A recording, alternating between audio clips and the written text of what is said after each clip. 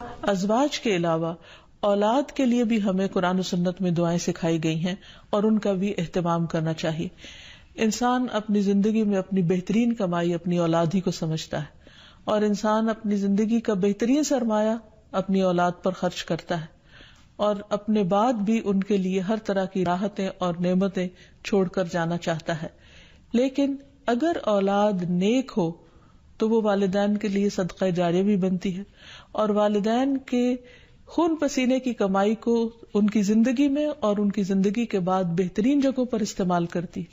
لیکن اگر اولاد بگڑی ہوئی ہو تو زندگی میں بھی انسان کے لیے اذیت اور عذاب ہے، اور بعد میں بھی اس کے مال کو ضائع کرنے والی ہوتی ہے اور اس کے لیے بدنامی کا سبب بنتی ہے. اس لیے خصوصی طور پر اولاد کے لیے دعائیں کرتے رہنا چاہیے.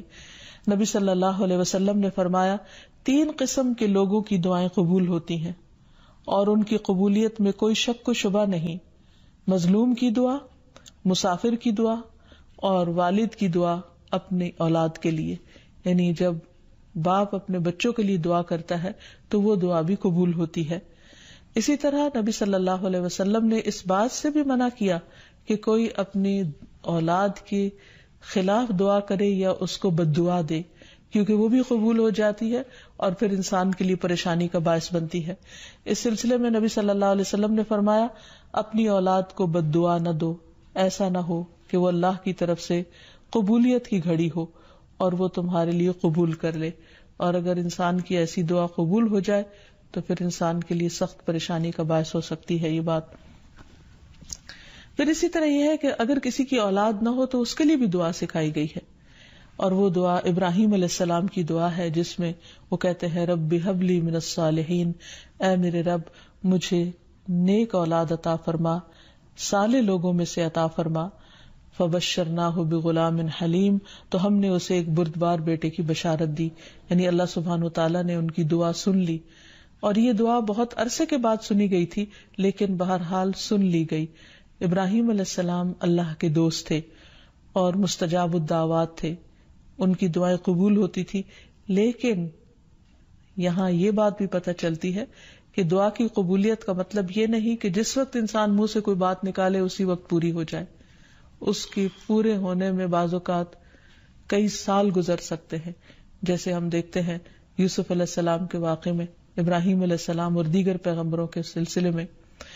اور پھر ہم اس بارے میں یہ بھی دیکھتے ہیں کہ جس طرح ابراہیم علیہ السلام کی دعائیں قبول ہوئی تو انہوں نے اپنے رب کا اس پر شکر بھی ادا کیا اور فرمایا الحمدللہ الذی وہب لی علی الکبر اسماعیل و اسحاق ان ربی لسمیع الدعاء، کہ اللہ کا شکر ہے جس نے مجھے بڑھاپے میں اسماعیل اور اسحاق جیسی اولاد دی، بلا شبہ میرا پروردگار دعائیں سننے والا ہے. اور حقیقت یہ ہے کہ اللہ تعالیٰ پیغمبروں کی بھی سنتا ہے اور پیغمبروں کے علاوہ باقی لوگوں کی بھی دعائیں سنتا ہے. اس لیے اولاد کی طرف سے کبھی بھی مایوس نہیں ہونا چاہیے، نہ ہونے کی شکل میں بھی اور ہونے کے بعد ان کی نیکی اور خیر اور بھلائی کے سلسلے میں بھی. اور اس میں ہم دیکھتے ہیں کہ زکریا علیہ السلام کی بھی اولاد نہیں تھی تو وہ بھی بڑھاپے تک مایوس نہیں ہوئے اور دعا مانگتے رہے. اور اس سلسلے میں آتا ہے کہ وہ جب دعا مانگتے تو کہتے رب ہب لی من لدنک ذریۃ طیبہ انک سمیع الدعاء، کہ اے میرے پروردگار تو مجھے اپنے پاس سے نیک اور پاکیزہ سیرت اولاد عطا فرما، تو ہی دعا کا سننے والا ہے. یعنی پیغمبر ہمیشہ صرف اولاد کی دعا نہیں کرتے بلکہ نیک اولاد کی دعا کرتے ہیں. اولاد کا ہونا اللہ سبحانہ وتعالیٰ کا ایک بہت بڑا انعام اور بندے پر بہت بڑا احسان ہے. اسی لیے ہم دیکھتے ہیں کہ اولاد انسان کے لیے اگر نیک ہو تو راحت، رحمت، آرام اور چین اور آنکھوں کی ٹھنڈک کا ذریعہ ہوتی ہے. نبی صلی اللہ علیہ وسلم حضرت حسن اور حسین کو اپنے پھول کہا کرتے تھے کہ یہ دونوں میری دنیا کے پھول ہیں. ایک اور حدیث سے ہمیں پتہ چلتا ہے کہ اولاد انسان کی بہترین کمائی ہے.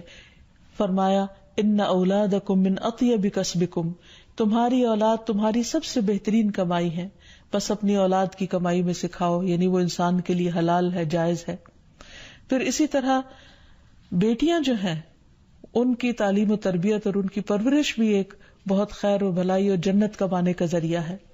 لیکن اس کے ساتھ ساتھ یہ بھی یاد رکھنا چاہیے کہ اولاد ایک رسپانسبلٹی بھی ہے، ان کے بارے میں سوال بھی کیا جائے گا کہ ان کی تربیت کس طرح کی.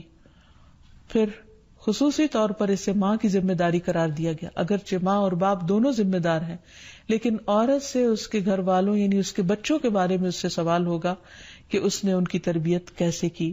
تو اس لیے ہم سب پر لازم ہے کہ ہم اپنے بچوں کی دینی اور دنیاوی دونوں طرح سے بہترین تربیت کرنے کی کوشش کریں. تو آخر میں ہم دیکھتے ہیں کہ جو دعائیں ہمیں خاص طور پر اولاد کے لیے مانگنی چاہیے وہ ان کی نیکی، تقوی اور اصلاح کی ہیں، پیدائش سے پہلے بھی اور بعد میں بھی. پیدائش سے پہلے رب ہب لی من الصالحین، کہ اے رب مجھے صالح اولاد عطا کر. رب ہب لی من لدنک ذریۃ طیبہ انک سمیع الدعاء، اے میرے پروردگار مجھے اپنی طرف سے نیک اور پاکیزہ اولاد عطا فرما، بے شک تو ہی دعا کا سننے والا ہے. پھر اسی طرح اولاد کو شیطان سے محفوظ رکھنے کی دعا بھی کرنی چاہیے، جس طرح حضرت مریم کی والدہ نے ان کی پیدائش سے پہلے دعا کی. پھر اسی طرح اپنی اولاد کو شیطان مردود سے بچانے کی بھی دعا کرنی چاہیے، جیسے حضرت مریم علیہ السلام کی والدہ نے ان کی پیدائش کے وقت یہ دعا مانگی تھی، وَإِنِّي أُعِيذُهَا بِكَ وَذُرِّيَّتَهَا مِنَ الشَّيْطَانِ الرَّجِيمِ، اور بے شک میں اس کو اور اس کی اولاد کو شیطان مردود سے تیری پناہ میں دیتی ہوں. پھر اسی طرح ایسی اولاد مانگنی چاہیے کہ جو انسان کے لیگیسی کو آگے لے کر چل سکے اور اس کے علمی ورثے کو سنبھالنے والی ہو، جیسے زکریا علیہ السلام نے دعا کی تھی. پھر اسی طرح اولاد کے اللہ تعالیٰ کے راستے میں قبول ہونے کی بھی دعا کرنی چاہیے، جیسے حضرت مریم کی والدہ نے ان کے لیے دعا کی تھی کہ ربی انی نذرت لک ما فی بطنی محررا فتقبل منی، کہ اے میرے رب بے شک میں نے تیرے لیے اس کی نظر مانی ہے جو میرے پیٹ میں ہے کہ میں آزاد چھوڑ دوں گی، سو مجھ سے قبول فرما، بے شک تو سب کچھ سننے سب کچھ جاننے والا ہے.